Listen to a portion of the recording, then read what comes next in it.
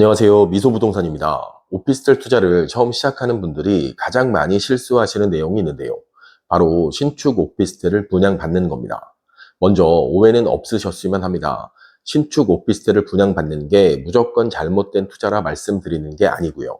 신축이라는 화려한 외관에 포커스를 너무 두거나 분양사무실 직원의 말만 믿고 정작 확인해야 할 사항은 확인도 못한 채 분양받은 후 후회하시는 분들이 많기 때문입니다. 오늘은 신축 오피스텔을 분양받을 때 반드시 확인해야 하는 세 가지 알려드리겠습니다. 첫 번째는 가격입니다. 신축 오피스텔의 경우 당연히 주변 시세보다 높은 금액으로 분양가가 책정되어 있을 겁니다. 처음에 분양가를 확인하면 이 정도는 너무 높은 금액이 아닌가 고민할 수밖에 없는데요. 하지만 분양 직원들의 화려한 언변을 듣다 보면 본인도 모르는 사이에 스스로 높은 분양가를 인정하는 상황까지 오게 됩니다. 제가 상담을 진행할 때 가장 힘든 케이스라고 할 수 있는데요.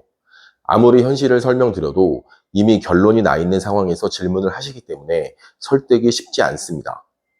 예를 들면 분양가가 비싼 건 다 이유가 있다. 수입자재로 마감되어 있더라. 층고도 높고 복층이다. 주변에 지하철역도 개통될 예정이고 큰 회사도 들어온다고 하더라 등등. 저는 손님이 말씀하신 이 오피스텔이 투자 가치가 있는 건지를 분석하고 설명드리고 있는데 손님은 마치 분양사무실 직원이 되어서 이 오피스텔이 얼마나 훌륭한 오피스텔인지 설명하고 있는 겁니다. 가격에 대한 정확한 정답을 알려드리겠습니다.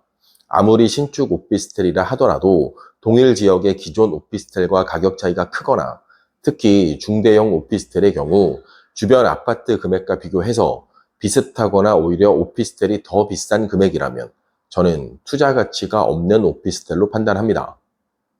두 번째, 월세 금액 또는 수익률입니다. 오피스텔은 임대 수익용 부동산입니다. 따라서 공실 없이 임차인을 구하는 게 무엇보다 중요한 사항이라 할 수 있는데요. 쉽게 얘기해서 오피스텔 분양 가격 대비 적정한 월세 금액을 받을 수 있는지입니다. 대부분의 분양 직원들은 높은 금액의 월세를 받을 수 있다고 설명하고 있을 겁니다. 하지만 그들은 정말로 그만큼의 월세를 받을 수 있는지는 관심사가 아닙니다. 어떻게든 이 오피스텔을 분양하는 게 목적이고 그래야 수수료를 받을 수 있으니까요. 그럼 적정한 금액의 월세는 어떻게 확인해야 할까요? 정답은 정말 간단합니다. 나라면 그 정도의 월세를 지불하고 계약을 할지 생각해 보신다면 이미 답은 나와 있을 겁니다.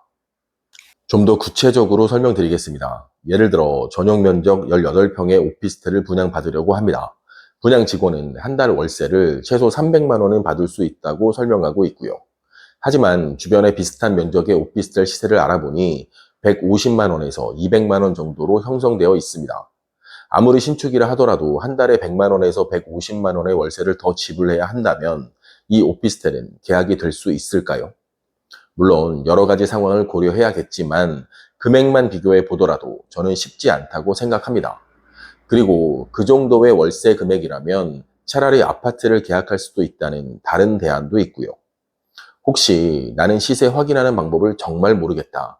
이런 분들이 계시다면 주변 부동산 사무실 몇 군데 들리셔서 정말 이 정도의 월세를 받는 게 가능한 건지 문의해 보신다면 정답을 쉽게 확인하실 수 있을 겁니다. 세 번째, 사업자 등록입니다. 얼마 전 한 구독자분이 이런 질문을 하셨는데요. 분양받으려는 오피스텔이 분양 금액이 낮아서 주택수에 포함되지 않고 각종 세금 혜택도 받을 수 있다고 하는데 이 오피스텔이 투자 가치가 있느냐고요. 정확한 내용은 알 수 없지만 저는 어떤 내용인지 충분히 감을 잡을 수 있었습니다.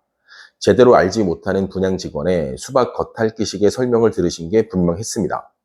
오피스텔을 분양받을 때 일반 사업자 등록을 하게 되면 주택수에서 제외되고 주택임대사업자 등록을 하게 되면 일부 세금 적용에 있어서 주택수 산정에서 제외되는 혜택을 주기도 합니다.